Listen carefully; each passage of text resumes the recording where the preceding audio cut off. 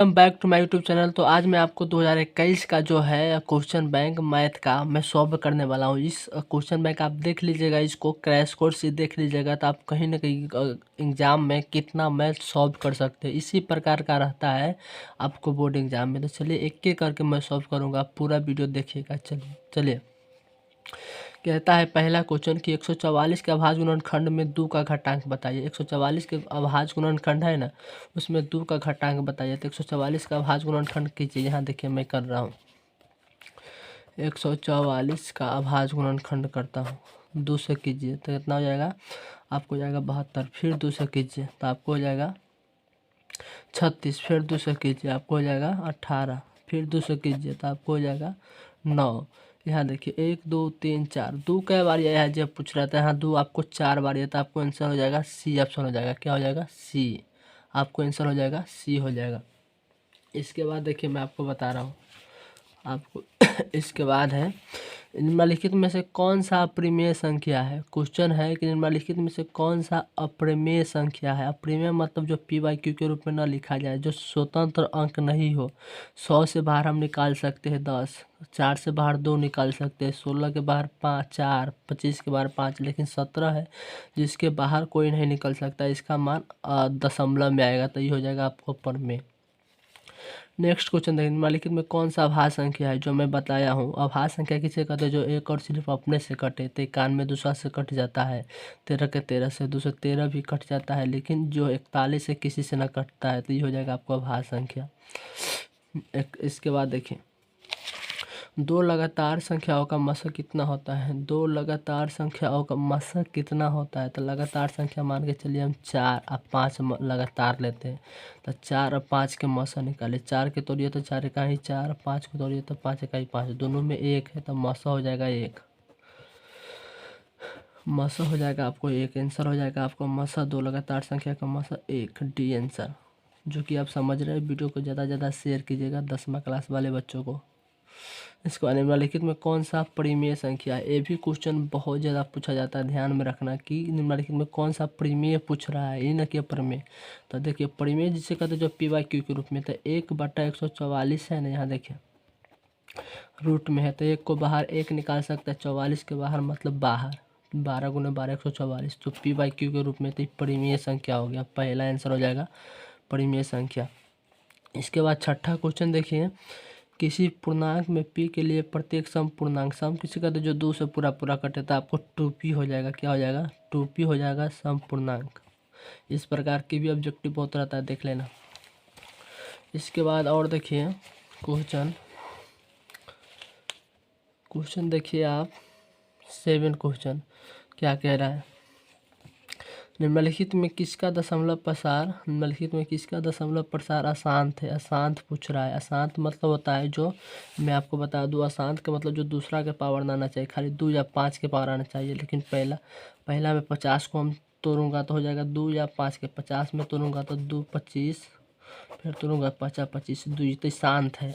343 को तोड़िए, 343 के तोड़िएगा तो 749, फिर 7 से 7 मतलब 343 नहीं है, ये हो जाएगा अशांत। मतलब दूसरा से 7 से टूटता है तो अशांत हो जाएगा। इसके बाद बहुपद 5y² माइनस 14y प्लस 8 के शून्यकों का योग होगा। शून्यकों का योग के फॉर्मूला आप जानते हैं। शून्यकों का योग का फॉर्मूला होता है, चलिए मैं दिखा रहा हूँ। शून्यकों का योग के फॉर्मूला मतलब अल्फ़ा प्लस बीटा का फॉर्मूला होता है -b/a। तो यहाँ बात समझिए आप।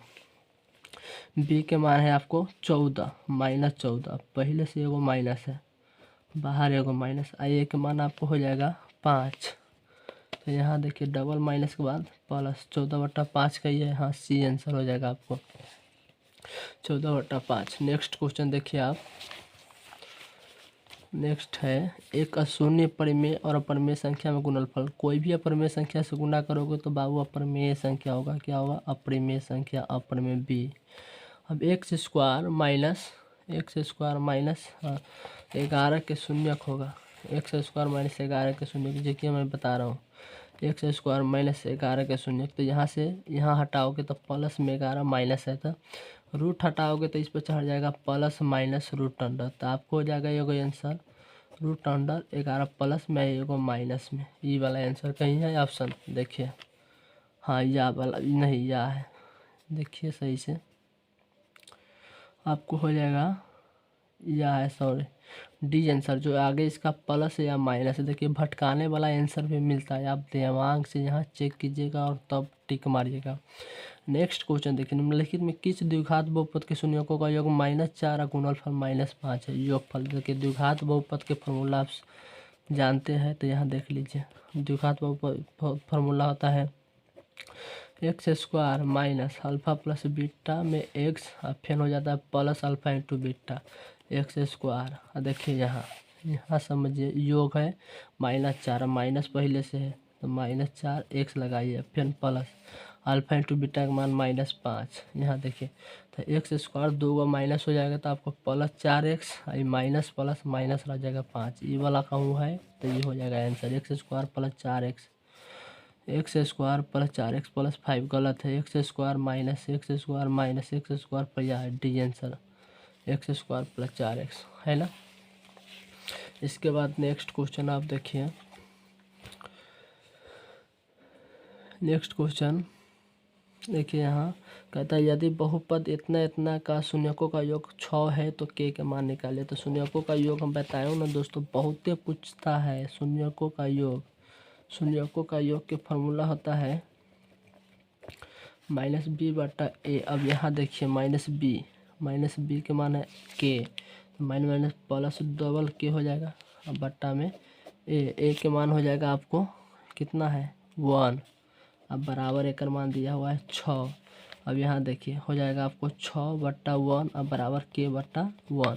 तो 1 से 1 के मान कितना आ जाएगा आपको 6 आंसर आएगा। के बराबर कहीं 6 है, देखिए के मान हाँ डी आंसर हो जाएगा। क्या हो जाएगा डी आंसर। इसके बाद 13 देखिए, के मान के लिए इतना इतना का संपाति मतलब समझते आप, सब मान बराबर आना चाहिए। a1/a2 a1। यहाँ देखिए मैं दूसरा पेज में दिखा रहा हूँ। यहाँ देखिए a1/a2 बराबर b1/b2 बराबर c1/c2।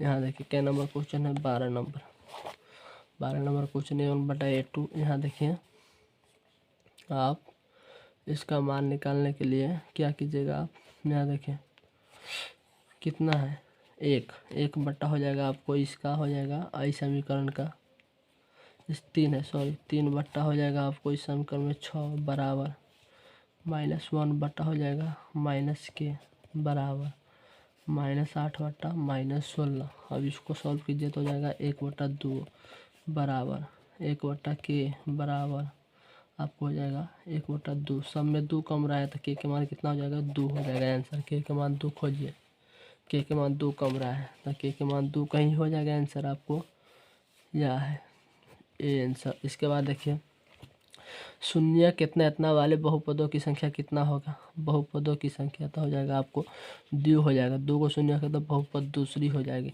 लिखित में कौन एक मूल है, 2 के मान था कि कौन का आंसर 0 आ जाता है। तो यहाँ पुट कीजिए, मैं चेक कर रहा हूँ डी में मान रखिएगा तो हो जाएगा आपको आंसर आ जाएगा डी में। देखिए इसके बाद डी में यहाँ जो है डी में मान पुट कीजिएगा तो आपको आंसर आ जाएगा 2x²। तो देखिए मैं पुट करके देखता हूँ, x बराबर 2 हो जाएगा आपको 2x² -7x अब +6। तो 2 × 2 के स्क्वायर -7 × 2 अब +6 तो हो जाएगा 2 दूना 4 4 दूना 8 प्लस -14 +6 14 -14 तो 0 आंसर हो जाएगा आपको डी आंसर। क्या हो जाएगा डी, जो 15 का डी आंसर। यहाँ देखिए नेक्स्ट क्वेश्चन, यदि समांतर श्रेणी का सार्वमांतर -2 हो, एलवा पद इतना हो तो इसका निकाल लीजिएगा। इसके बाद देखिए फार्मूला से है।